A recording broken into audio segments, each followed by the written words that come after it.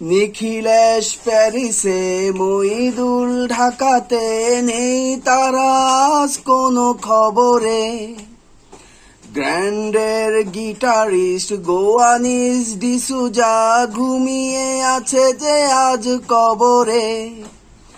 কাকে যেন ভালোবেসে আঘাত পেয়ে যে শেষে পাগলা গারদে আছে রমা রয়। অমলটা ধুকছে দুরন্ত ক্যান্সারে, জীবন করেনি তাকে ক্ষমা হায়। কফি হাউসের সেই আড্ডাটা আজ আর নেই, আজ আর নেই। কোথায় হারিয়ে গেল সোনালি বিকেলগুলো সেই, আজ আর নেই।